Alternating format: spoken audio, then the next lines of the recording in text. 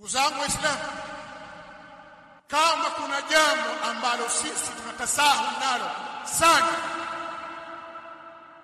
ni jambo la kuingilia heshima za watu,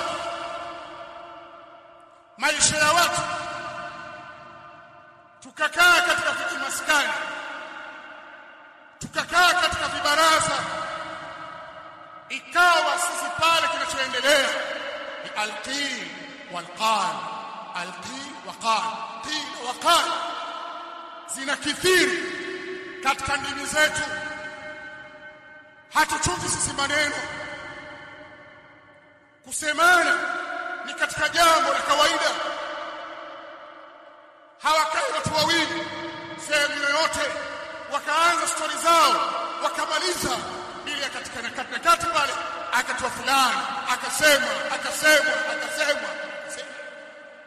Ni mambo ambayo yatakwenda kututia katika hasara pevu, na utaona kundi kubwa la Waislamu wanakaa katika mambo wakisema tuwapitisha nyakati, tuwapoteza wakati, saa ziende, lakini katika nini? Sio katika maarufu, sio katika ihsan, sio katika adhkar, sio qiraatu alquran, as-salatu ala an-nabi, au katika durus halaqat al-ilmiya, au kukaa na familia, au katika nasaha, au katika sulh, au katika khairat. Utaona sisi kuna wakati mwingi, kuna sehemu kubwa ya umri wetu na maisha yetu na uhai wetu unakwenda bure kabisa. Humo ndani hamsalimiki na haki za watu na damu za watu na heshima za watu na hali za watu, hasalimiki.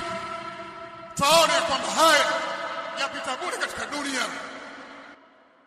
Kwa nini sisi wanadamu Waislamu hatukupii katika mambo ambayo yana manufaa, yana maslahi, yana faida kwetu sisi, familia zetu, watoto wetu, jamaa zetu, jamii zetu, dunia yetu, akhira yetu, kadhalika na dini yetu?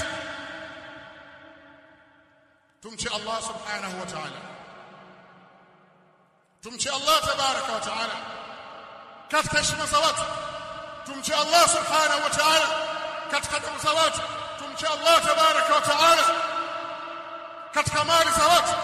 Duniani tasameheana, mtaombana radhi mbele ya Allah tabaraka wa ta'ala, ni alhasanat wasayiat.